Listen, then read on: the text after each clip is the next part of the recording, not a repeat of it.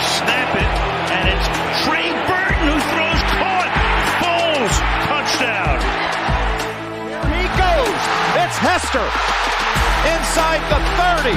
Hester's going to take it all the way for a touchdown. Fields stumbling, trying to cut it back. Justin Fields making magic happen. There goes Fields. Touchdown. Hurts on first down, fires downfield. It's Deshaun Jackson back in the lineup. Missed the last 7 games, and he will take it 81 yards. A somersault into the end zone. His first touchdown of the season.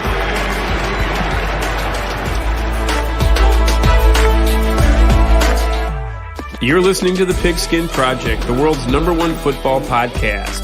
Now, with more insights on all things football, here are your hosts, Ben Hansen and Ryan Matthews. How is everybody doing? Welcome back to the Pigskin Project. Feels good to be back, man. This is good. We had pretty decent week. Bears didn't play, and I was still disappointed because the Packers lost, or they won. I'm sorry. I'm also very sleep deprived, so please be patient with me this episode. But Ben, how are you doing, buddy? Fantastic until I decided to turn on some football on Sunday. This was that Niners-Eagles game was maybe the first game in 5 years that I just got so fed up that I just didn't even watch it. The first half of the third quarter, I'm like, this game is over, and I just turned it off. And I'm like, this does not have power over me. We're not gonna watch it. I mean, don't get me wrong. There's definitely been games I haven't watched just because of time and whatnot. Like, this is the first game in a long time where I just turned it off because I'm like, watch it. Yeah, where I'm like, I'm not going to watch this because I'm so angry. So that's crazy. Ben finally experienced what it's like to be a Bears fan. It's nuts. Other than that, though, it's been a pretty splendid weekend or week. #1 seed. We'll get to that in College Corner with a special guest that we have. But how are you doing, Ryan? Yeah, good. Very tired. Couldn't sleep for whatever reason last night, but I'm eager. So I say we just get this guy in here. What do you think? Yes, sir. Matty boy. So he's returning. He might as well just be another co-host at this point. Dude's. Yeah. I call him the backboard. Get away from you guys. I call him the backboard of the Pigskin Project. He helps us out, jumps in as soon as we need him. Dude got volunteered to be on the show this week without even talking to him. we kind of just promised it to you guys Wednesday, and then we realized oh shoot, we should probably text him on Saturday. We should maybe at least ask the dude if he's okay with being on the show. Listen, it's content, all right, because the Longhorns, Oh, believe me, we'll get to that. Oh, we'll get to that. Yeah. Yeah. I believe it or not, guys, just a slight preview for those that actually stick all the way through. I plan on actually sitting in on Ben's College Corner and speaking my mind as well briefly. So for those of you that don't know, I started working at Buffalo Wild Wings recently. And because of that, I have had the opportunity to watch a lot more sports than I normally choose to, because I'm bored and sometimes it gets slow and stuff like that. So because of that, I've been able to watch these games and everything and decide for myself, who actually do I think should be in here. So speaking of people that are in here, my mom's popping in here saying, my boys. What's up, Mom? Yes. Anyways, let's go ahead and get started with weekly news. Ryan and Ben bring you weekly news. And Matt, because Matt's here too. Panthers tight end Hayden Hurst has been diagnosed with post-traumatic amnesia by an independent neurologist due to a hit that he took in a game earlier this season, and it's unknown when he will be able to play again. And for those of you that don't know, post-traumatic amnesia is defined as a state of confusion, that occurs immediately following a traumatic brain injury in which the injured person is disoriented and unable to remember events that occur after the injury. So prayers up to Hayden Hurst. We hate to see any football player, no matter who, go through something like that. It's one of the things and risks that you take when you play this game, unfortunately. And one can only hope that technology gets figured out in a certain way in the future to where we don't have to worry about this and we can continue to love this game. My mom's coming in here saying, "Hi, Matt." Hello, anyways. Ryan's mom. So, coming in here, we've got a lot of injuries, and, I will say one of them helped me out tremendously this week because I played Ben this week in fantasy. It was a slow week, but hey, it happens. Are we Ben allowed had to Are we allowed to say that on a football podcast? I mean, like, it's unfortunate, clearly, all of these injuries. It's a part of the game, though. And when it comes down to, fantasy football and the time of year that it is, Ben, for those that are keeping it up with the league for whatever reason, Ben is having a fantastic scoring season. But his opponents are having an even better one, no matter what. It's every single week. It's so bad. It is actually rough. Leading the league in points allowed. So, because he can control that. I'm going to kind of zoom through the injuries and circle back to get your guys' thoughts on it. I think there's only a couple that I think I can cover by myself, but there's two of them three of them that I actually kind of want to talk about. Browns wide receiver Amari Cooper sustained a concussion and will be out for at least week 14. Packers wide receiver Christian Watson suffered a hamstring injury against the Chiefs. That's why he didn't come back in the fourth quarter. And I will say we haven't gotten any kind of news regarding Christian Watson and his status for this upcoming week. As of right now, he's listed as questionable for the Packers. But at the end of the day, he should be back before the end of the regular season to continue that playoff push for the Packers.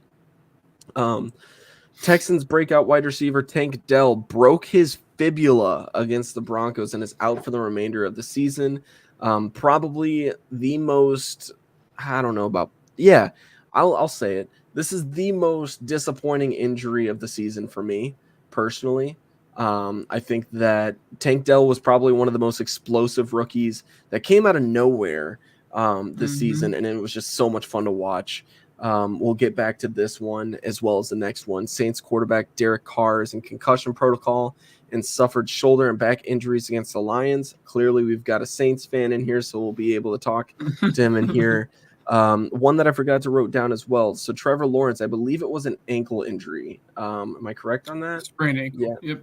Sprained ankle, yes. So he did not return to Monday Night Football for that reason, and he should be out for an extended period of time.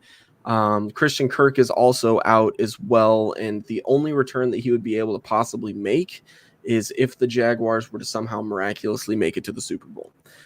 So he's likely out for the season. Lastly, this is the third one that I really wanted to talk about, but we can also talk about Trevor Lawrence as well.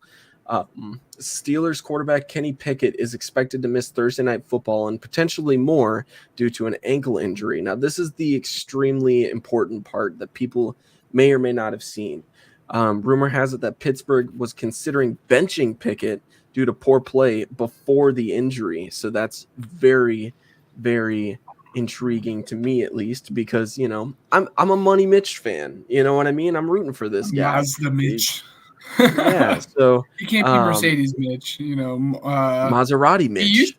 No, come on. If Marvin's Mercedes Marvin, Mercedes Marv, he cannot be Mazda Mitch or right? He Maserati. Mazda Mitch. No. What's wrong with Mazdas? My Mazda's doing great. Nothing in is the shop wrong right with now. I nailed the gear. Mazdas are just like an average car. You'll see Just Thursday what's wrong with Mazdas. Yeah, you'll see. Well, I guess we'll just jump right into it since we're already talking about Mazda Mitch here. We're waking way back up. Yeah, we'll work our way back up. I mean, I think it was you, Matt, who brought me to like the attention of this. Like, Kenny Pickett has never had like 2 passing touchdowns in a game, right? Is that you He's who never said that been to me? good. Yeah, he's never been good. I don't know what we're doing. If you have to think they're in the quarterback market. I understand that it's only a second year, but if you get the chance to draft like a Michael Penix, you have to. So it'll be interesting to see what Mazda Mitch Mitch comes Trubisky's in had here 6 in and a does. game. I'm just saying. Maserati Mitch has thrown 6. He's not Maserati. No. Get out of here. It's Maserati Marv. He can't be Maserati Mitch. Stop it. We'll just go with Money Mitch for now.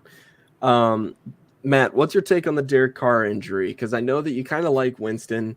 We've talked briefly behind the scenes. You don't really like Derek Carr all that much because he kind of just took your hope and just choke slammed it through multiple tables. What are you thinking? I mean, what can I say? Derek Carr, he's a warrior. He's gonna fight through the pain, and he's done it all season, and he's limped his way to 5-7 when this team was expected to win the division. So I don't know what to say. Like, I hope he doesn't play, but it's one of those things, like, we're stuck with him. He can't promise you a win, but he'll promise you that he'll put in the effort. He'll promise effort. He said that at his opening press conference. I'm not gonna promise wins, but you're gonna get effort out of me. And guess what? Like, there's been like 2 games that he got like benched late in the game, and it's been him pulling himself out of the game because it was out of reach. So I want to see Hainer very play. hypocritical. That's what I need. Person. I need to see Hainer play.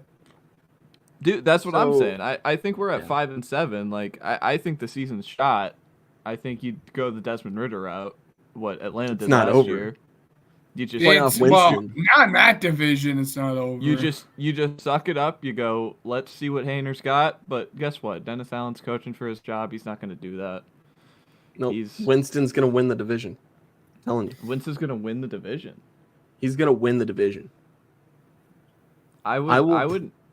Do you want to bet on it? I'll make a bet with you right now. Winston's not going to win the division. His hands are going to be too slippery from all the crap legs. All right. I'm telling you right now. Florida State. What? We'll talk about it. Believe me. But like the Saints will win this division and they will make the playoffs. I will tell you that right now.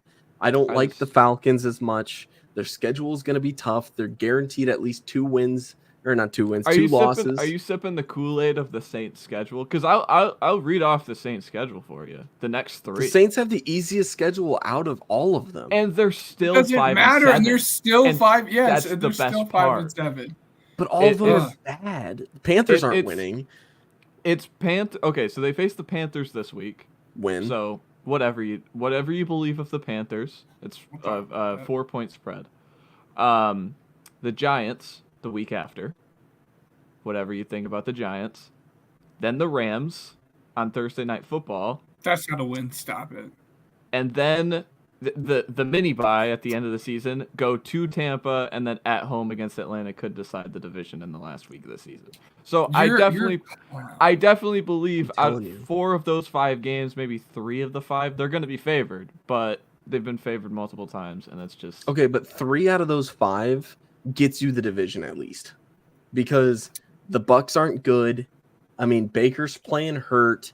Mike Evans is literally, by the way, future Hall of Famer. Mike Evans is literally the only bright spot on that team. Chris Godwin's been a dud this year. Hey. Okay. My running back. Let's compare. Rashad White. ASU good on fantasy. legend. Let's compare the Falcons then. Okay, say the Saints split this season series, so they're both 6-7. They both beat each other. Okay. The other Falcons games are at home against Tampa this weekend. Okay. Traveling to Carolina to face the Panthers. Okay. At home against the Colts. That's a loss, dude. Traveling to Chicago. So it is closer than I think. I do think there's a world where week 18, we're getting Sunday Night Football, and these 2 teams are playing for the worst division in football. But that's not my hope. It's gonna happen. I want a top 10 pick. Okay.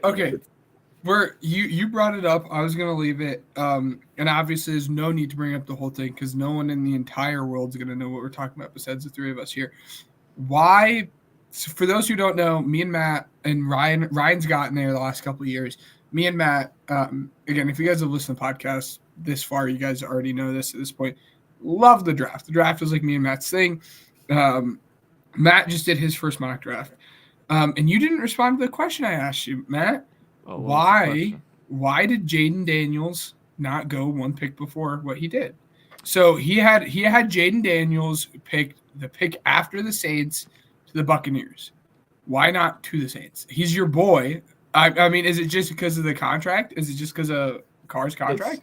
I think you're just stuck with Derek Carr for one more season, and I think you have to be so in love. It depends on who the coach is, because I don't think there's any in world that Dennis Allen is still this coach, because I don't know if you guys saw it, but like I could add to the news is that Michael Thomas went on Twitter or X during the game and publicly was criticizing the coach, Dennis Allen.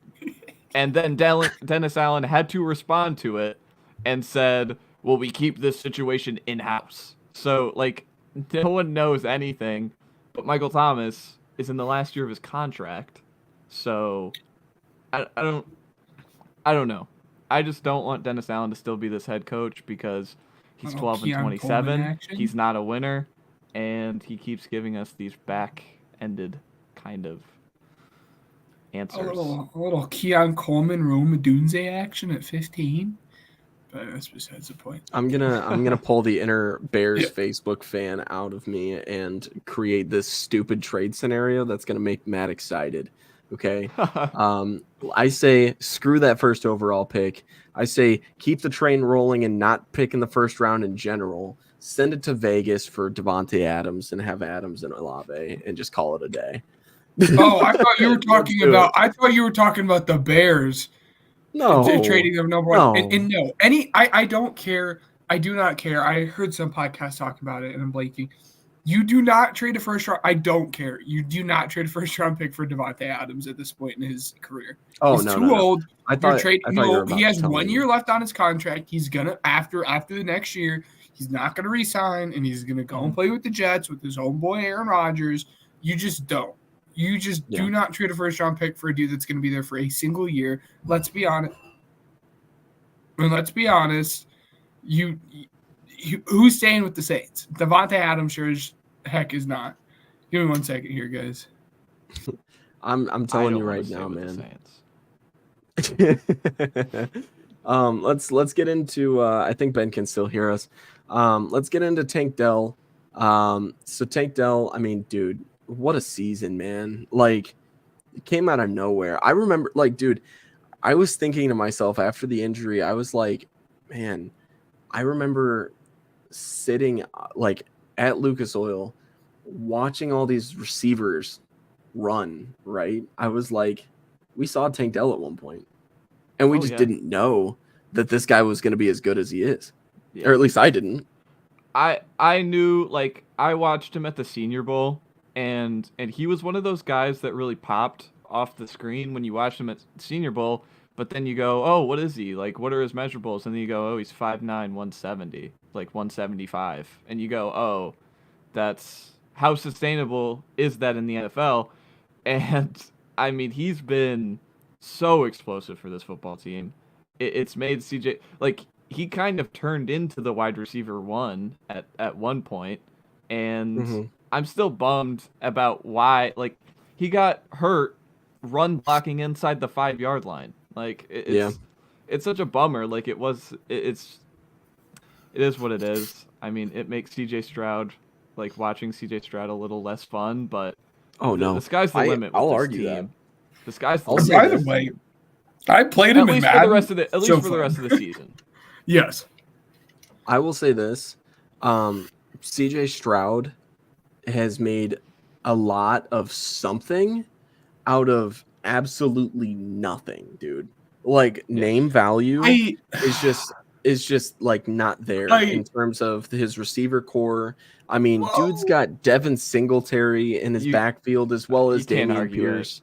I don't think you can argue Ryan's point here, Ben. I'm absolutely gonna Ryan. It's not. He doesn't have the worst. Hold on. Eagles fans, dude. Swear to God. Listen.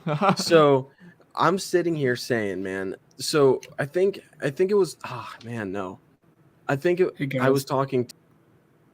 I think I was talking to Nick Hughes. And you suck.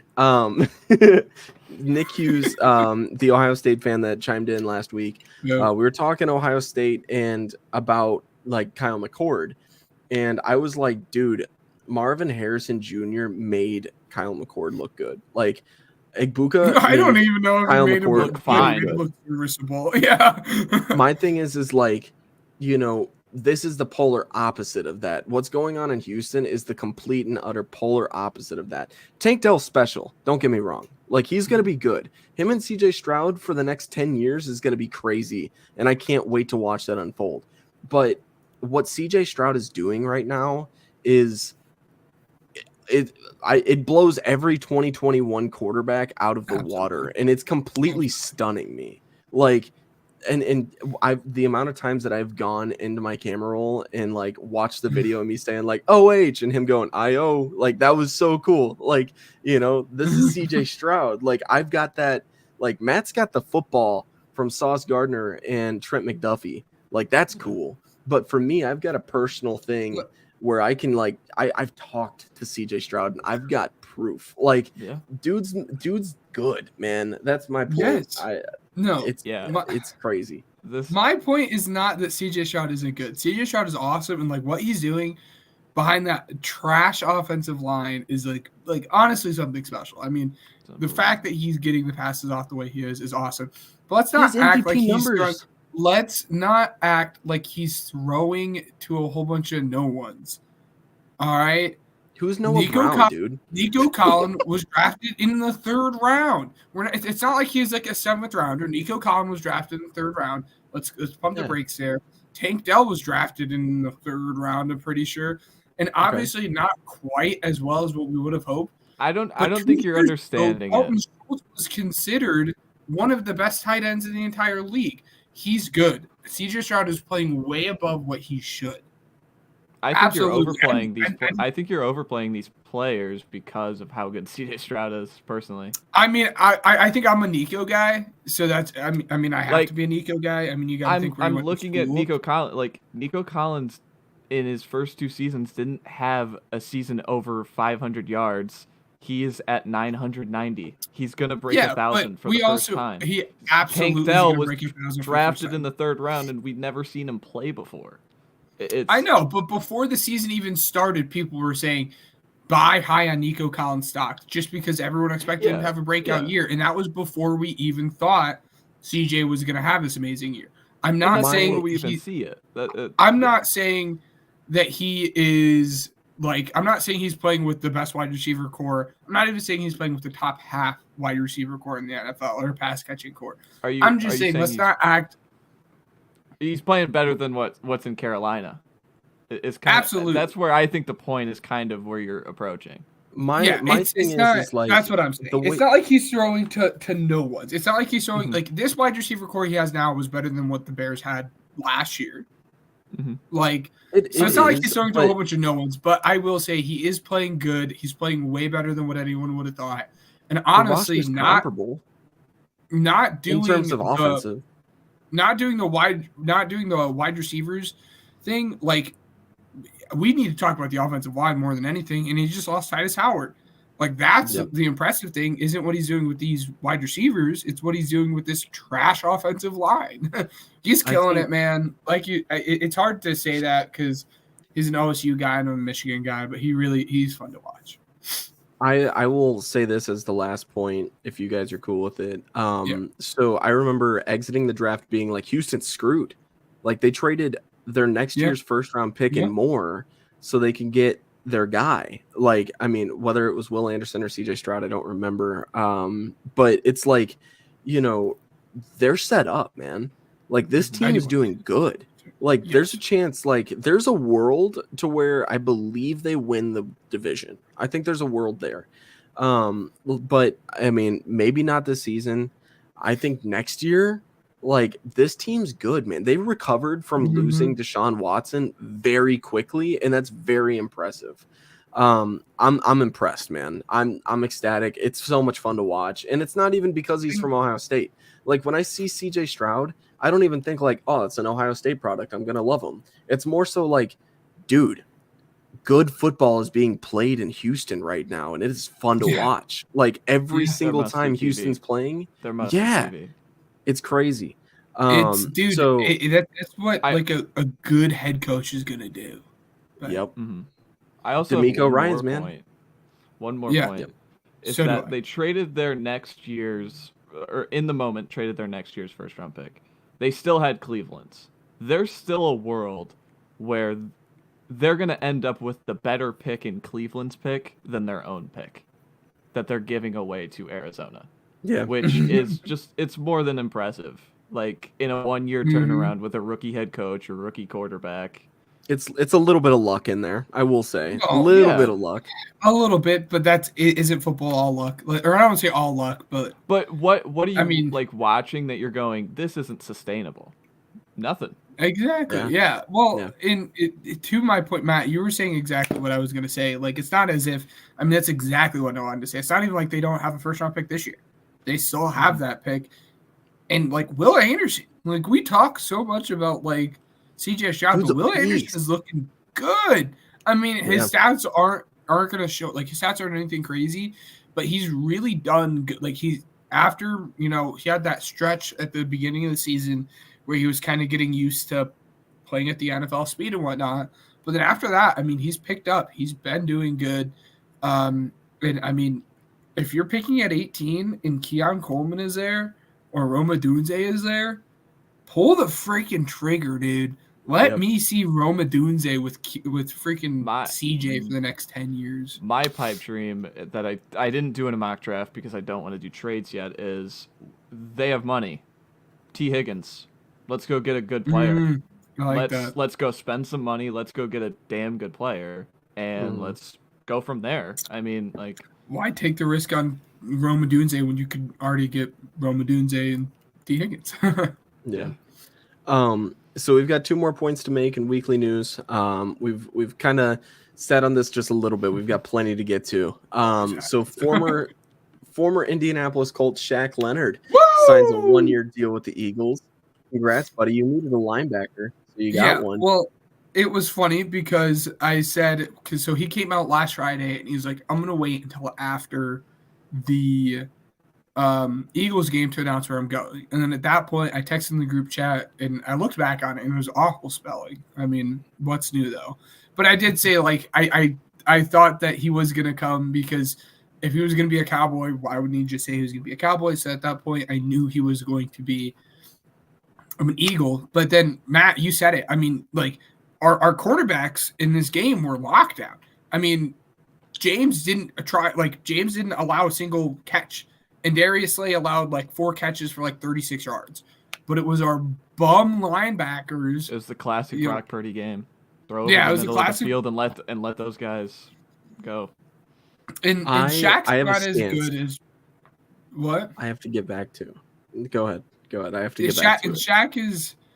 Shaq is not as good as what he used to be, obviously. But 2 years ago he was like an All-Pro. 3 years ago or 3 or 4 years ago, he's the defensive player of the year. So, why not take the swing on it? Good teams pay good players. The rich get richer. Speaking of which, free agent tight end Zach Ertz is gaining interest from contenders, including the 49ers and a potential reunion with the Eagles. If he goes to the Niners, how much would that hurt you? Knowing that there's a world where Zach Ertz beats the Eagles in the playoffs to go to the Super Bowl. It would suck, but his heart's still in Philly. If he gets offered the Eagles, if he gets offered by the Eagles, he's going to pick the Eagles. I have no doubt about it. The Eagles give him an offer at least somewhat comparable to what he's getting. Is Zach Ertz your Anthony Rizzo? I would say he's. Yeah. I'll go with yes, okay. But I would say Dak is probably not as good as what Anthony Rizzo is at this point.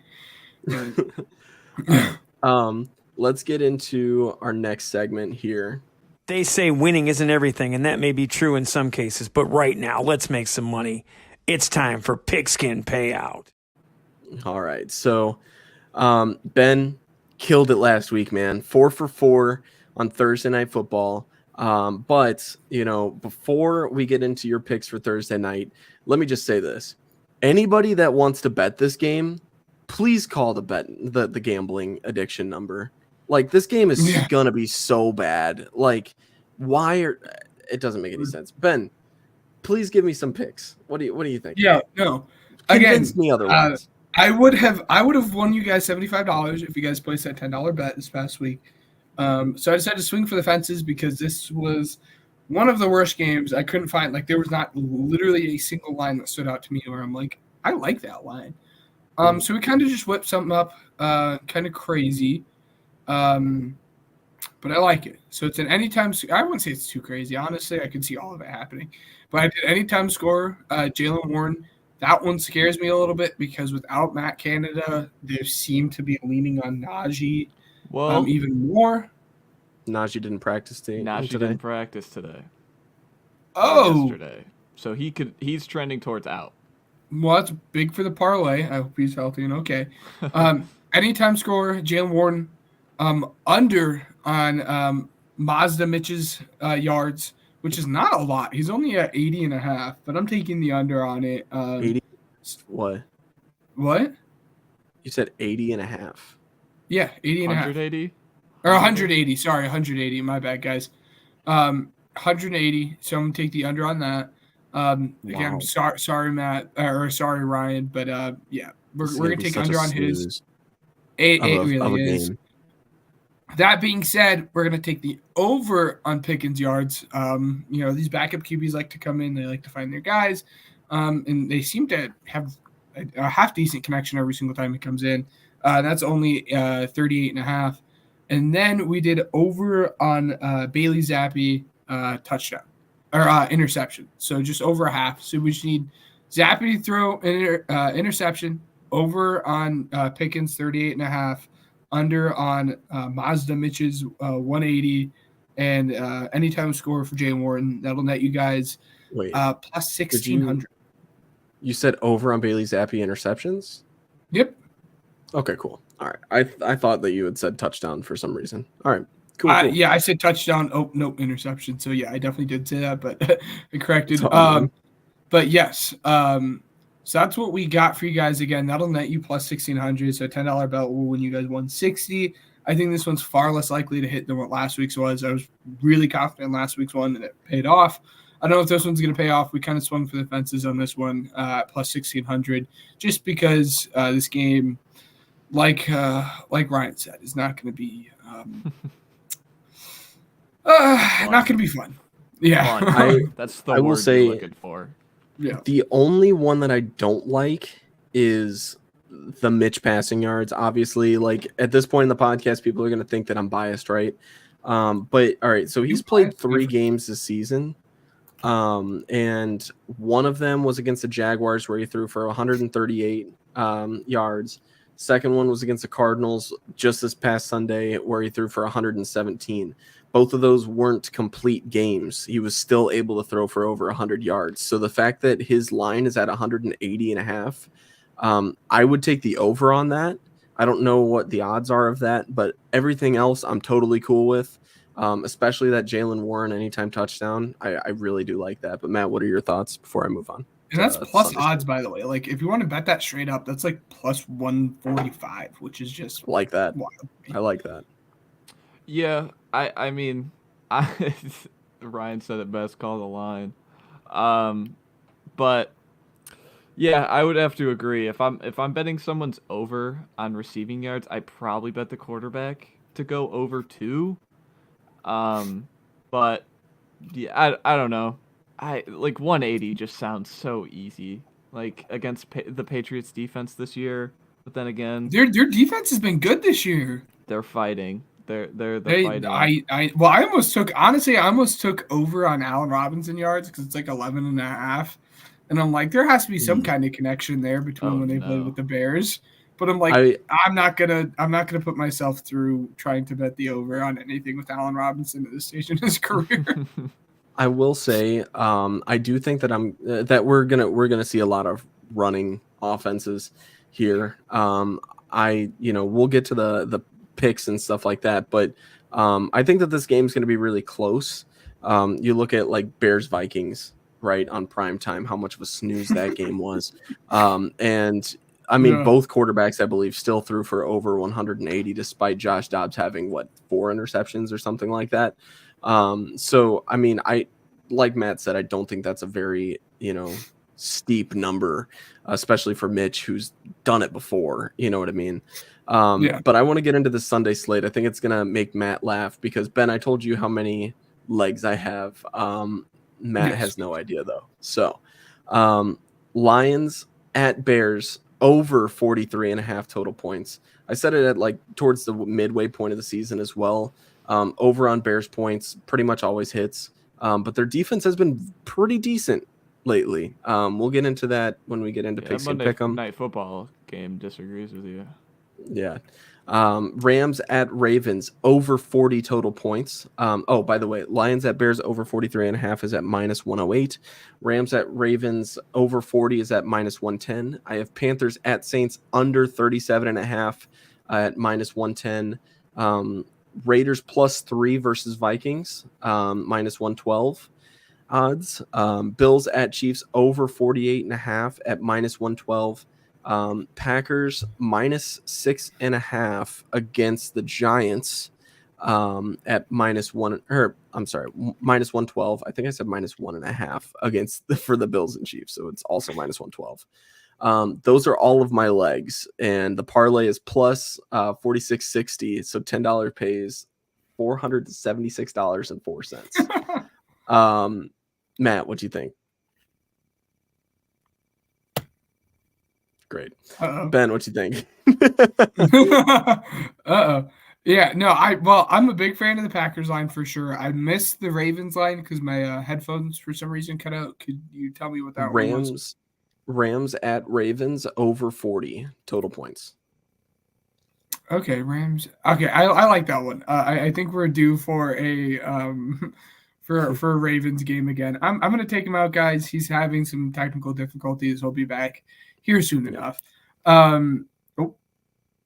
He'll be back. I'm sure of it. He'll be right back. But yes, that Packers line for sure. I mean, of any of the ones that I think is gonna hit, it's gonna be him. I know Tommy DeVito has been looking good, but I mean, the Packers just beat the Chiefs. I mean, we need to be a little realistic here. Which, by the way, I mean, for a parlay, yeah. No, go ahead. Finish up with the segment, and then for a parlay that's out there, and that you're trying to do that with, for this crazy out there fun parlay. I could see them all hitting. I mean, they're not all my favorite, but I could see it happening. There's not a stinker in there that I'm like, I don't like that. Which you can't say most of the time when you're trying to win, $420 on a $10 bet. So yeah. So this talking point that I wanted to have while we wait for Matt to get back. Did you watch the Chiefs and Packers game? Yes, I did. Oh my goodness, dude. All right, let's talk about the officiating here. We didn't do weekly review. The officiating was horrible. The officiating's been horrible all season, guys. I don't know why we keep on every single primetime game. It's wow, the NFL officials are so bad. Yes, they've been bad all season. Why we should not be surprised. We should not be shocked. Should we expect better? Absolutely. But at this point, I'm not even. I mean, dude, I'll let you say your piece, but it's not even worth having a conversation with me at this point because it happens so often that it's not an out-of-pocket thing for this to happen. It's just we got to come to the realization that the NFL refs suck this year, and that's just what it's going to be all season. I will say this. There's two plays that really stick out to me, and I think it does everybody else too because it's been pretty viral as of late. Yeah. So, the late hit on Patrick Mahomes when he was inbounds. I mean, Fields has taken this hit 50 times and there's no flag. You know what I mean? Yeah. Hurts has taken it. I mean, dude, any other quarterback in the league except for Patrick Mahomes won't get that call. It's very aggravating. It is what it is. But anything to help that Chiefs positioning on the field there. The last one should have actually benefited the Chiefs here. This one was blatantly obvious. Do you remember the pass interference that didn't get called? And it wasn't the Hail Mary. It was the one before that to Marquez Van Oh Valdez yeah, Scantling, yep. where the MVS, DB yep. was literally like piggybacking Hanging on him. Where, Yeah. yeah.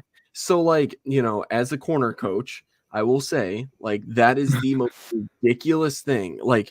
Dude, you have to call that. I don't care what stage of the game. I don't care how bad you want to go home. You have to throw that flag. I don't care. That is such a blatantly obvious call.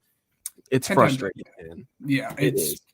Some of them. I mean, that one goes back to even how bad the Dolphins one was against the Bears last year. I mean, I remember that one was. I was there, dude. I know. Oh, it was rough, man. It's Claypool, dude. I mean, think about it. We've all been on, all of us, the three of us, even though Matt's not here yet. He's just having some internet issues, guys. He'll be right back. We've all been on the side of some pretty bad officiating over the last couple of years. I mean, you had that one. I'm gonna stand by it. I don't care that holding in the Super Bowl was a BS penalty. It was a dog penalty. The holding on James Bradbury on Juju. Yes. Yep. No, I thought with you. Yeah. Let's gonna be honest. The worst one, the one who's had it the worst, was the Saints and Rams one, where Colby Roman had that pass interference in that championship round where he literally pushed him out of the way 3 seconds before the ball ride. Yeah. So I mean, we've all just had bad officiating. I mean, I as a ref, I've said it a couple of times when watching these with friends. You always have to account for human error with these stuff. You're not going to get things correct 100%. But that bad though? But it's exactly. But it is egregious how bad it is this year. And it's not even because last year it was is the NFL scripted? If it gets that bad, I would almost suggest that the NFL creates some kind of investigation on certain referees. They do so many different internal investigations on players gambling, but you don't hear anything until a referee is retired about how much gambling is going on behind the scenes. And it's not just in the NFL. It's in the MLB. It's in the NBA.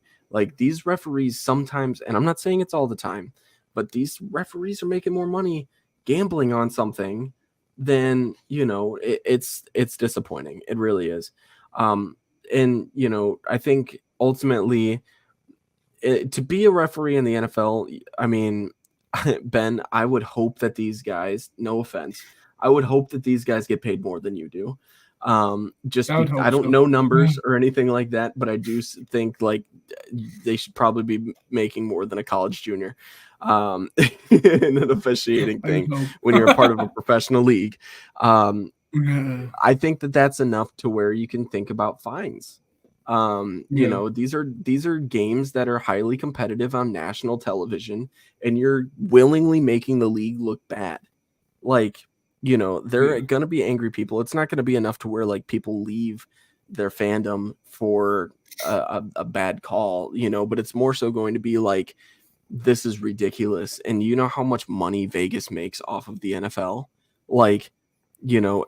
It's at some point you have to crack down on it if you're the commissioner, instead of just cracking down on the tush push. There are bigger things. Don't get me started. What was the point of bringing that comment up? I'll let you finish. Can I just say this? Now you got my blood boiling. Yeah, I'll let you finish. I'll say this in regards to that. Let's see. What is it? There's a saying that goes around, right? It's good teams always find a way to win, right? Mm-hmm. That's what I'm going to extend that and say better teams find a way to counter it. Yeah. And we haven't had a point in time in which teams have had a good enough counter to it. They're tush push, by the way, for those who do. But it's disappointing if you're on the receiving end of it. But hey, it is what it is. Go ahead. You speak your piece. I'm so sorry. Yeah. Yeah, last thing, and then we'll get to Pigskin We'll pick move him. on. I'm sure he'll be back, guys. I promise. Well, we got to do upset alert briefly. Try and buy Matt a little bit more time. Yeah. That way we can do pick him with him. And I got 6 upset alerts for you guys. That's besides the point. I do too. No way. Crazy. I wonder if we have the same games. But it is getting to the point where it's like after this, I'm just not going to say anything until news comes out. Yeah. Until whether it gets banned or doesn't get banned, because it is something week to week everyone likes to complain about. Why are we getting rid of plays that a team is better at than others? We're not going to outlaw the Tua throwing a deep ball to Tyreek Hill because they're better at it than anyone. We're not going to outlaw, Mahomes. Justin Fields running the ball. Yeah, Justin Fields running the ball. We're not going to outlaw. Well, that other teams could do that one, pal. I'm just kidding. Yeah, obviously. I just wanted to feel good about my guy. It's been a while. We're not going to outlaw Patrick Mahomes doing some crazy stuff outside of the pocket because he's that good, because other teams can't do it. Like the fact that there's a serious conversation that Roger Goodell actually wants this to ban it because other teams are better at it, is just a load of bull honky. I don't understand. Do better. Figure out a way. It's not unstoppable. Just do better to figure it freaking out, because that's a load of BS and that's some whiny baby poo-poo. I was going to use a different word. But, the fact that people are whining about it because they can't stop it is a load of BS, and it actually makes me mad. And instead of sitting here wasting your time and complaining about it, figure out a effing way to stop it, because this is it's so dumb. And honestly, if you want to outlaw it, go ahead and outlaw it. Because before they started doing the tush push, Hurts was 90 or 36 of 38 on QB sneaks anyways. So go ahead and outlaw it. So that's fine. We will still just QB sneak it down your effing throat. Yeah, that's the thing. Where do you draw the line? Do you get rid of all QB sneaks or just specifically that one? And then at that point, it's your fault. You didn't build a line to sustain a run that dominant, that can push the line that well. The Eagles have the best offensive line in the game. That's just how it's, plain and simple. So my thing is, there's only one con to it that I'm worried about every time that I see a team do this. And it's, oh God, who's going to get up from this doggy pile hurt? You know what I mean? That's the one risk. You say that, but I mean, dude, it's a lot of guys jumping in at each other. Outside of the Giants,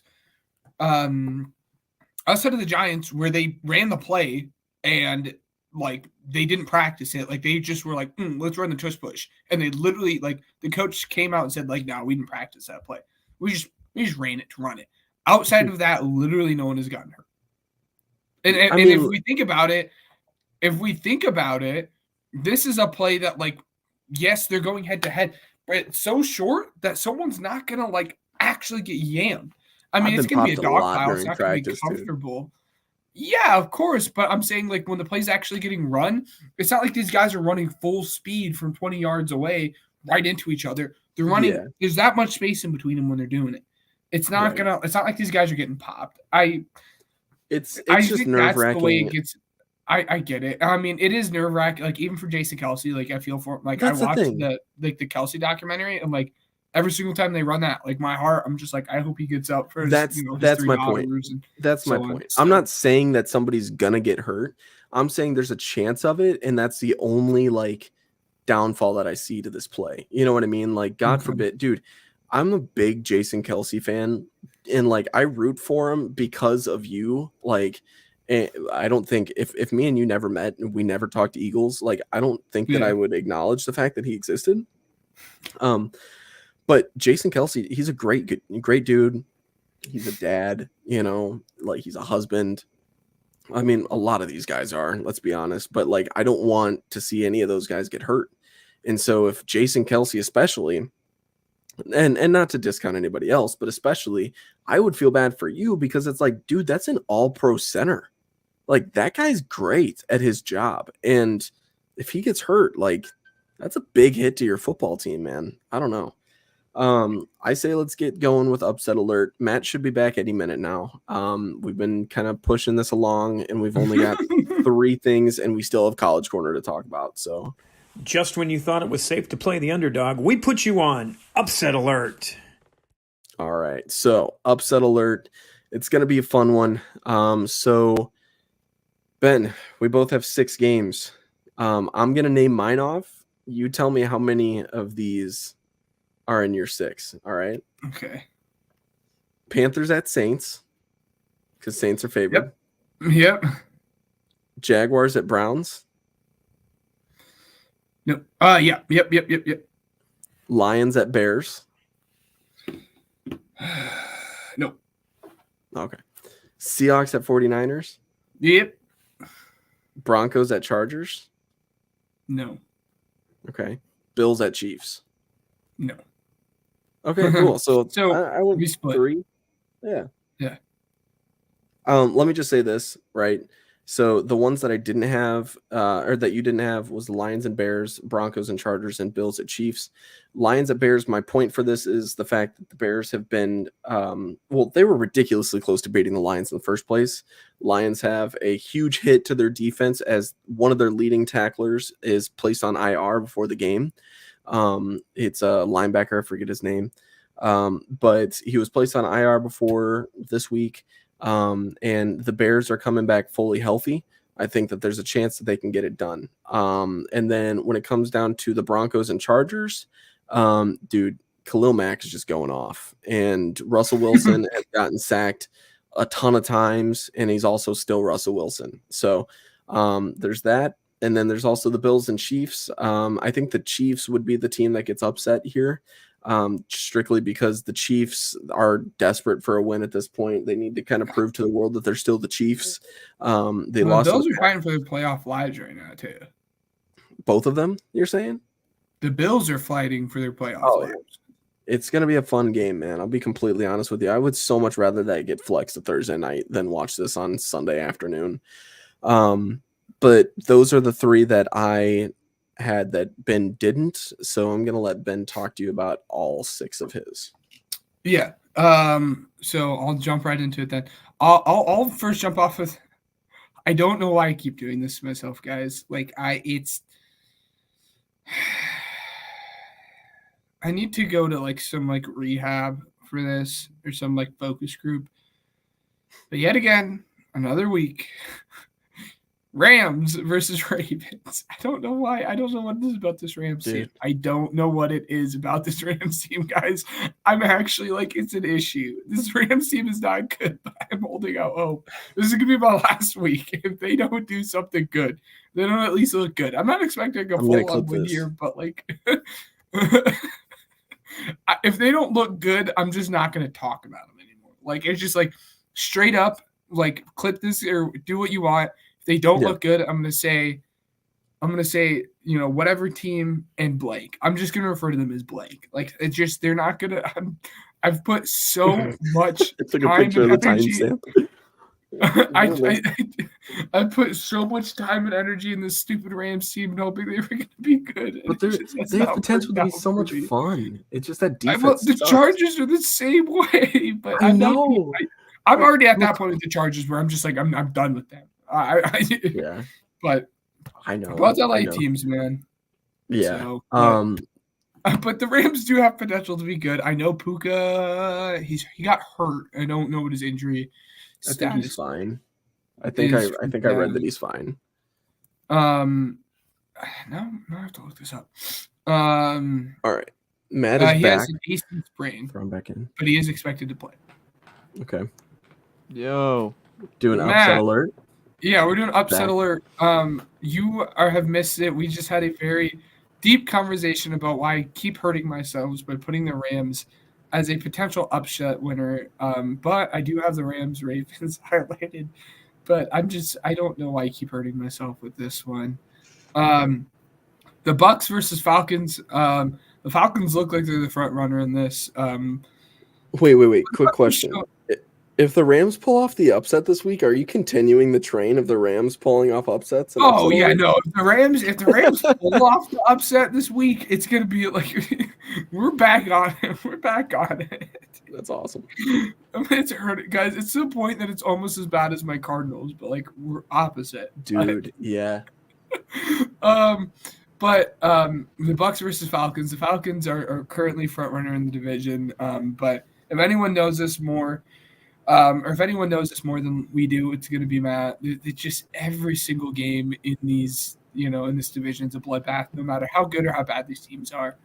Bad. That being said, I have the Panthers and Saints an upset alert as well. So do I.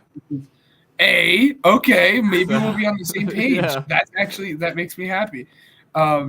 We'll get there. I'll let you talk about it. But yeah, so I have Matt on upset alert. He's going to be very upset this week, actually. Yeah, right. Me too. If the Panthers win this game, I'm going to be furious. Your Saints better pull it off. I'm the guy pointing in the mirror meme, and I just keep telling myself Texas is in the playoff. Texas is in the playoff. I just keep doing it, no matter how bad it goes. You're like that Dexter Laboratory meme where it's like the open the locker door, and it's like the picture, it's just like a picture of Quentin Ewers, and it's just like stun on these. Know what? So I'm not gonna say that on the pod, but then I have the Jags Browns. Ryan talked about that briefly. I don't know who's gonna technically be the upset in this game, but I honestly just threw Jags probably. I didn't know who to pick. Favored. I didn't know who to pick, so that's why they're on upset. Jags are favored? Cleveland by 3. Yeah. Oh. So, right, this cool. one is much more of a spite pick because I'm just angry and salty, and I don't know how much I actually believe this to be true. But this is also another divisional game, so we're going to do it. Niners and Seahawks. The Seahawks put on just an absolute fight against the Cowboys this past week. And also, I'm just like salty and screw the Niners. This is just one of those emotional picks for me, Zach Charbonnet, anytime touchdown, bet on it.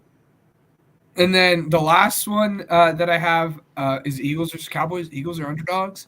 I'm going to bet on my Eagles. They just had a rough week. They're going to be mad. They're going to be playing for something. And honestly, this matchup could be for like who's going to be playing. Like who's going to get the wild card seed and who's going to get the normal seed. Because no matter what, one of these two teams is going to be the 5th seed because of the way that, the NFL has their playoffs, one of the Panthers or not the Panthers. Panthers are basically out at this point. But, like, it's going to suck when you see, like, the Saints or Bucks or Falcons get, like, home team advantage against one of the Eagles or Cowboys. But that's just how the NFL playoffs is. But this game could really be, like, the determining factor of who gets that home field advantage and who ends up in the wild card. But obviously I'm riding with my Eagles on that one. So Mike McCarthy got his appendix taken out. This one's for Coach. They're winning this game. Oh, yeah, okay. All right. Hey, let's get the Pigskin Pick'em. You think you know football? Well, prove it. This is Pigskin Pick'em. Just when you thought it was safe to play the underdog, we put you on upset alert. This is so Hit you with the double. Yes. There we go. This is so scuffed. It's too late. We don't know what segment's going on right now. I'm kidding. What did I miss? What are your upset alert, Matt? The Panthers, because Jameis Winston's bad, and the Panthers scored some points this week. Yes. And I think Chuba Hubbard, is it Chuba or Chuba? Chuba. I think it's Chuba, but Chuba's I like gonna Chuba run more. Chuba's gonna run for like 150. And then did either one of you say the Bills? Yeah. I think the Bills are hot. The Bills are hot. Yeah, they are. They're winning this game. This is their Super Bowl. Yeah, it is honestly. And every other game, the favorite is gonna win. No, I'm just kidding. I don't know. All right, I'm not gonna play the drop again. This is Pigskin Pick'em. Let's go. Week For time 14. purposes, by the way, guys, we're just picking the game straight up. We're not doing scores. Yeah. Which, by the way, last week, little bit of a heater. I went 10-3. Ben went 6-7. It's like we swapped. That's cool. Moves our overall records. I went to 110 and 80, and Ben is 126 and 64. So cool. All right. Oh yeah, Matt, by the way, I included your overall record for this season on the Pigskin Project, and you are 8-6 because you've been on one episode since the season started. So Woo! you were in the 500. hey, you're over 500. You're over 500. Here we go. All right. So we have to pick this game. Patriots at Steelers. Dude, I guess I'll start. I don't think anyone wants to actually pick this game and put their names on any of this, especially with like the Dante Johnson stuff. Guys, we are so just far in this podcast. It is not worth talking about Dante Johnson, but there is something there. Put it, mark it in the books. We will talk about it next week. But yeah, did you guys hear about Najee Harris and like, oh man, like how's Mitch's leadership skills? And he was like, good, I guess. he's a vocal leader, I guess. it's just a joke. That being said, I am gonna pick the Steelers to win this one because I'm gonna pick the Steelers to win this one just because Matt's boys, Bailey Zappi's starting this one. Because I'm going with the Steelers as well. Yeah. Matt. I'm going to go with the Steelers, and they're going to cover 6. Oh. I'm getting crazy. I'm going to pick who covers in this game. Dude, this whole thing we do. The Chargers barely covered. The Chargers covered the 5.5, and they only scored 6 points in the entire game. Well, guess what? Daddy Belichick needs a Drake May or Caleb Williams in his life, okay? So, dude, there's a real chance that like the Panthers actually like win a couple games and end up with the second pick. And you watch your mouth. You watch your mouth. All right, let's move on to the next one. All right. Texans at Jets, starting the noon slate. The Texans are gonna win this one. Yeah, I'm going Texans as well. I'm taking the Texans, and it's the line I'm looking at is 3.5. I think Houston covers the 3.5. Ben's dying over there. All right. He's done. He's cooked. Rams at Ravens. Ben, are you okay? It's too late for this one, guys. Dude, It's not early enough. I since I put them on under or upset alert. I am gonna have the Ravens win this one, but the Rams are covering. Wow, I'm noting all these. I will say Ravens as well. Yeah, it's great, Matt. Yes, and I'm taking the Ravens, and I'm fading Ben. The Ravens are gonna cover. Oh, they're cover machines at home. Unless they're playing the Steelers. Those don't count. Panthers at Saints. Panthers. Panthers. Yeah, Panthers. Panthers straight up. Yep. Money line Panthers. I'm picking the Saints. That's your heart. That's your heart. Yeah. Well, okay, maybe Jameis Winston plays his heart out for his Florida State Seminoles. Alvin Kamara is about to have himself a day, dude. I'm telling you. Alvin Kamara is on the poop list. I want this game to go so horribly that Dennis Allen is employed on Monday morning. You said that he is employed? Unemployed. Unemployed. Employed. Yes, there we go. I don't know what I said. Hopefully he doesn't have a job. Holy crap. All right, This is getting evil. Dennis Allen's a sack, bro. He's a sack. Colts at Bengals. Gardner Minshew mania? Dude, come on. I freaking talked about against it, but Browning. Minshew mania is a real thing. Colts are gonna win this one. The Jake Browning's not as good as what he played. I'm sorry, guys. Jamar inflated his stats on that 76-yard touchdown. It's Minshew mania. I disagree. I picked the Bengals. Matt? I'm looking at stats here. The Colts are 5-1 at home. Stats aren't real. We're taking Jake Browning and the Bengals. The biggest good switch because they're playing in Cincinnati. That is a nice Pat McAfee switch up on you. By the way, too, like AR is not even playing, and my Colts are in the playoffs right now. My Colts. Ryan knows I championed the Colts around this offseason. This guy, because you love this guy, Steichen, dude. yeah. It's Guy yells at me for 100% having a second favorite team, and then he's like, "Oh, my Colts, my Colts, My Colts. Buccaneers They at got nothing on Falcons." my Texans. Oh, add this to the Sunday slate for Pigskin Payout. I will add Bijan Robinson anytime touchdown. Bijan. I can't. I'm not betting on Bijan anymore. I just can't. I can't. I don't know the bet on line, Bijan. but I bet on Bijan, and he doesn't hit. And then the 1 week I don't bet on Bijan, he pops off. So I'm just not doing it anymore. The Bucs are winning this one. all right, I'm going. I'm going with the Falcons. I mean, they're in first place in the division right now. The Buccaneers are falling apart. Baker Mayfield sucks. I love Baker, but he's not good. He's trash. Falcons. But the Saints are winning as well, and the Saints are in it still. So. Yeah, I'm taking the Falcons to basically clinch the division here, because Desmond Ridder doesn't lose at home. So Stop. he doesn't. He doesn't. That's a fun. He doesn't lose at home. He But they doesn't. said stats were fake. Well, It's not a stat. It's not a fact. That's watching the games and he doesn't lose. He doesn't. All right, Stats are facts too. I'm also exhausted. Let's move on. Jaguars at Browns.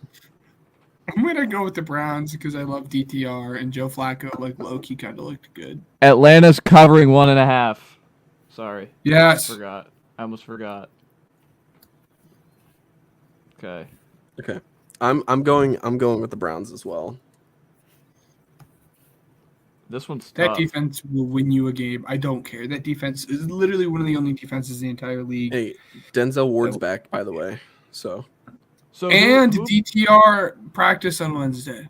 So today. I don't know why I said So is it Wednesday. CJ? It's CJ Beathard if Lawrence can't go. Lawrence won't go. I can tell you that. Lawrence Yeah, will Lawrence not won't go. go.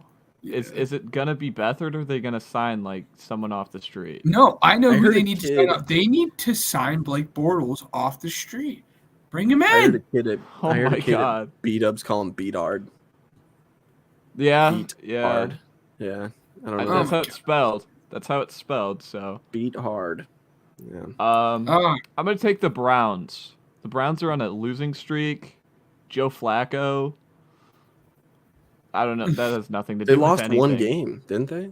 That's their losing streak? They lost to the Or Broncos. did they lose? I remember that. Oh, wait. yeah, they got blown out by the Yeah, they Broncos. need this for the It was- playoffs. If the Colts are winning in some not in my world. They lost to the Rams, the Broncos. Yeah. It's been a They Oh need no, this and then they one. beat the Steelers. Yeah. they they're need good. this one. A little 2-game skid isn't bad coming from a Bears fan. All right. Yeah, fine. Lions- Okay.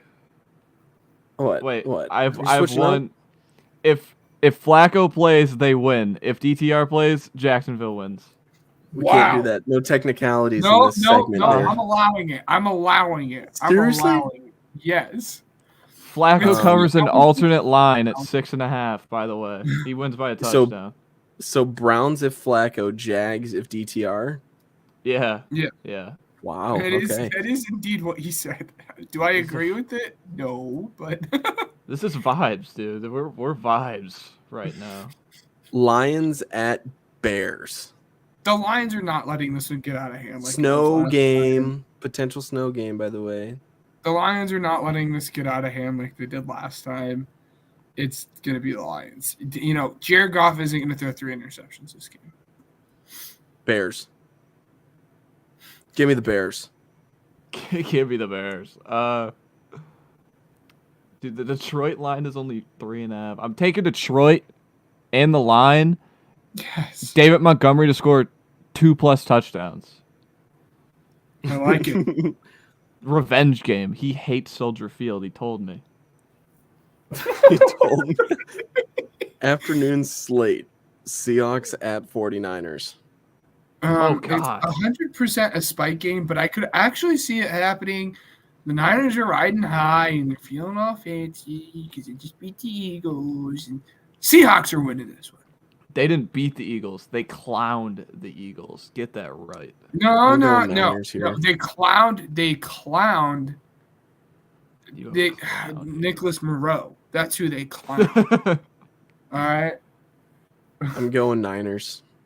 as you should. Like I completely understand. This is just I'm gonna go Niners, but Seattle doesn't cover. The Niners cover. That was a swerve. Whoa. That got you guys. I will even go as far as to say that I have changed my stance, and Brock Purdy's actually really good. He's not a system quarterback. Brock Purdy's just Jimmy Garoppolo. Stop it. If it's a system thing, then why didn't Trey Lance work? Okay. We're not getting into Trey Lance discussions. I will Trey cry. Lance was not the same type of quarterback that Jimmy or Brock is. It was a completely different system, not the same plays. They were doing too much with him. I will not take Trey Lance slander on this podcast. We're not doing fair. It's not fair. Vikings at Raiders. Vikings. I'm going Raiders. Josh Jacobs is going to have a bounce back game. We'd love to see it, but I mean, let's be honest. I saw that meme. Oh, Josh no, I'm Jacobs going Vikings. I'm sorry. Oh. Justin Jefferson should be back. Yeah, he is going to be back, and it's going to be great. Josh Jacobs' parents still wish he was an astronaut. So, Raiders. Why not? Antonio Pierce has that team playing well. Hopefully, they do the right thing and actually. We're not going to do that on this podcast. 40 and a half. Hammer the over. We're sitting at 1 hour, 11 minutes, and 15 seconds. Let's speed round this. You ready? Broncos at Chargers, Ben. Broncos. I'm also going Broncos. Matt? Chargers, cover 3. Can't do it. Let's see. Can't quit him. All right. Can't quit him. Bills at Chiefs. Chiefs. Bills. I'm going Bills. All right. Eagles at Cowboys. We're talking about this one, the Eagles. Dude, I don't know if we can agree to this, but I would like to propose a deal with the two of you on this one. I'm saying the Cowboys are taking. The winner of this game wins the MVP. Yeah, no, Hurts isn't the in winner it, of this game wins the MVP. That's kind of the vibes, right? I mean, right now it is. I mean, so I think the Eagles are gonna. Purdy's the betting favorite right now. But I know he is. It's so absolutely frustrating, but it is Matt? what it is. Dallas by 2 touchdowns. By 2 touchdowns. Wow. I mean, the Eagles are The not. Eagles are reeling. Stop it. They have 2 losses on the season. Everyone's acting as if like they're trash. I don't know. They just got curb stomped on national television. It was kind of. Do you know who else got curb stomped by the Niners on national television? The Cowboys. That was too long ago. I don't remember. 42 I to don't 10. remember either. Yeah, well, you guys are acting like the college football playoff. There's two Monday games. What? Yeah. Monday Night Football Game 1, Packers at Giants. I don't think have we're all the going other Packers It's here, right? going to be like a speed run for me. I'm going Packers. Matt, Packers. going Packers as well. Packers. I'm in love. Titans at Dolphins. Dolphins. Yeah. The Titans are 0-6 away games. The Dolphins are 5-0. Stats are real again. Dolphins. You guys, They cover 13. About that Will Levis fumble. That was absurd. For those who don't know, Will Levis threw an interception in the game, and like Robo sprinted. He's like a linebacker, yeah. Yeah, Lobo sprint. like levels the dude who caught the interception, and then recovers the fumble and picks up the first down.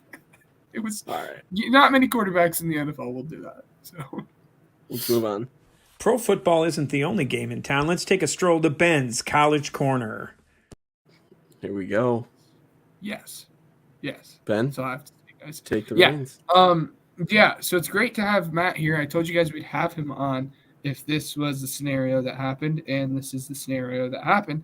Not quite the way we thought it was going to, but for those who, for some awful reason that live underneath a rock and didn't watch college football, Bama beat Georgia, which really created a pickle for the college football committee, because at that point you can't put Georgia in over Bama, but then you can't put Bama in over Texas because Texas has the head-to-head against them, and Texas's only loss, or Bama's only loss, was to Texas. So Texas has the head-to-head. So it really created like that pickle there. And then you talk about there being a Power 5 team that has undefeated and has the chip. And how do you leave that team out? Well, like I said, it created quite the pickle for the college football committee. 1 Michigan, 2 Washington, 3 Texas, which is amazing. I was worried Texas was going to be at 4, but that will set a stage to maybe sing Michigan versus Texas in the chip, which would be awesome.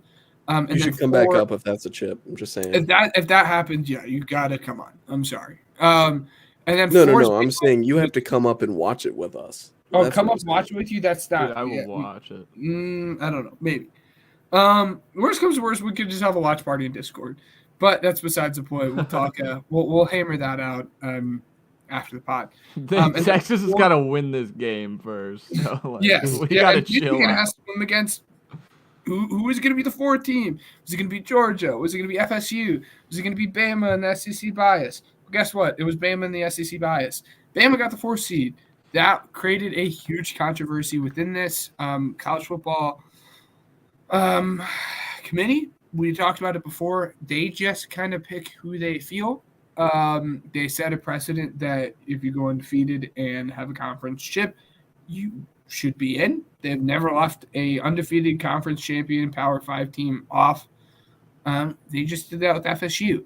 And now this really has created the conversation within the college football committee or the college football community on which team should be in. Should it be the most deserving? Should it be the best? Should it be the team with the best resume? So on and so forth.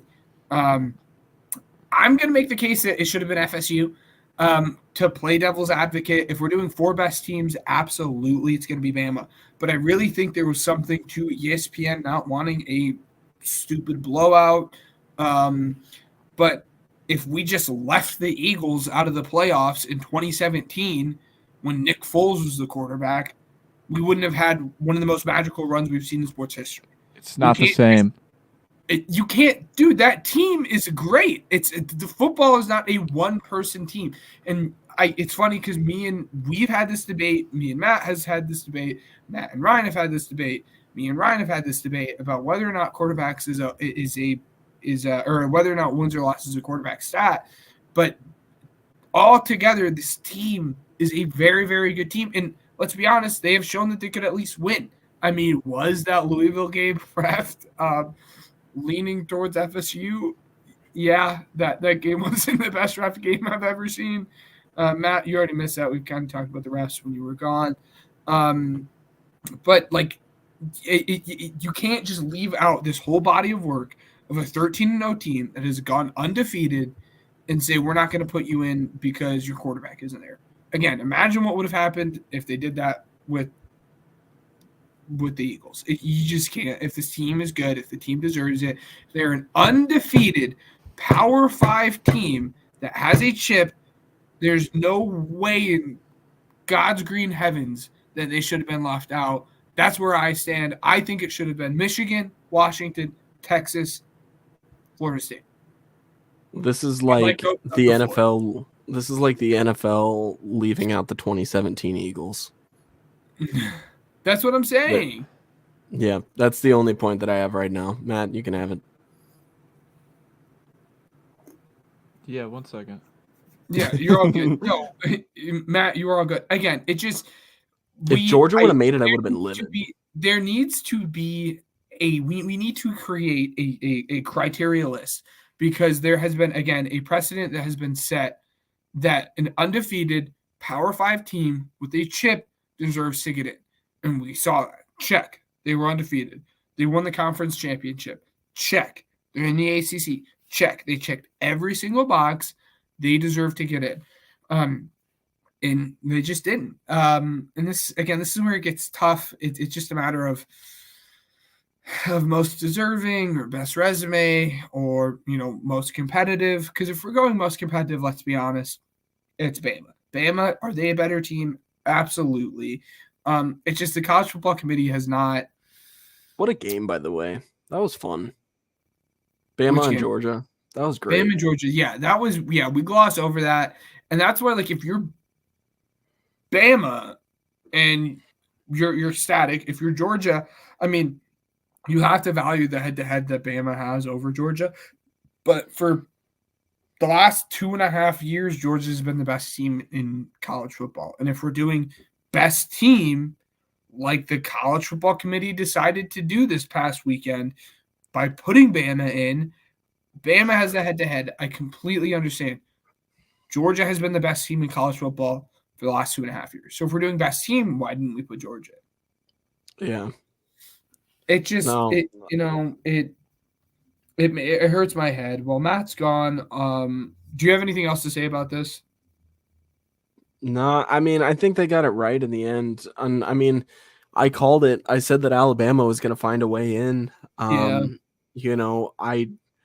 As far as Florida State, it's kind of like it sucks for them, but that's why we're expanding the playoff. This is the last time that we'll have to deal with something like this, and it's for good reason.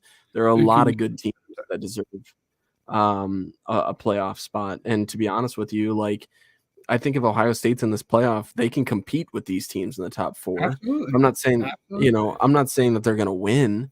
I'm not saying they're going to win the chip at all. I'm just saying, like, if you want good football and you want good ratings and you want good money, you do this. And that's exactly probably why they're doing it. I mean, you had Tulane in at one point. You know what I mean? Like, let me look while let's see. I want to know what the final rankings are, because the new layout's what, 12 teams, right? Ben? Oh man, he's frozen too. I don't know what's going on. But I think it's 12 teams. And so right now, the way that it would stand, Michigan, Washington, Texas, Bama, of course, with them being the top 4, they would get in. Florida State, Georgia, Ohio State, Oregon, Missouri, Penn State, Ole Miss, Oklahoma, LSU, and Arizona would all make it. I mean, just one heck of a playoff, man. I mean, every one of these teams can get competitive. And even if Notre Dame were to squeeze in there too, that'd be great. Matt, if I see that you're in the studio, if you could give me a thumbs up, I can add you, or just, like, I don't know, type it in the private chat. But it's, we'll have a competitive playoff next year. That's without a doubt in my mind. I'm looking forward to it entirely. I think it's going to be great. But I mean, ultimately, I'm just going to look at the playoff right now, just to kind of give my thoughts on how it's going to go. For me, as far as my predictions, I know it's not for a while, but it's going to be interesting. And for somebody that doesn't necessarily pay as much attention to it as these guys, I think that we're bound to see, unfortunately, I don't know, man, that Texas and okay. I think Michigan's going to get it over Bama. That one's going to be close though, man. I'm really looking forward to that. But I mean, Washington and Texas, I feel like Texas is taking that. But yeah, man, it's going to be close. I'm really looking forward to it. But that's really it for me. I don't know. I'm going to add Matt just in case he's not trying to. Matt, can you hear me? No, maybe not. All right, cool. Yeah, I mean, like he had said, several different teams like that were deserving of it. But it was great. I will say this really quick. As far as the podcast episode goes, it seems like we're going through a little bit more technical difficulties. So what I'm going to go ahead and do is just end it here. We can't play Weddle with anybody. Unfortunately, it looks like Matt's having a couple problems. Looks like Ben's having a couple problems. Unless it's myself and I'm just glitching out like real bad. So if you guys like this, please go and give us a look on Twitter, on Facebook, on TikTok as well. We've got more content just piling out. We want to thank Spotify for podcasters. We want to thank Regional Radio Sports Network and Uppercuts Grooming for helping us grow as a podcast. And we want to thank Matt for coming on as well. With that being said, keep up with our Twitter because that's where I'm going to be putting a lot of new content regarding, our picks and stuff like that and how they do. But until then, enjoy the game and we will see you guys later.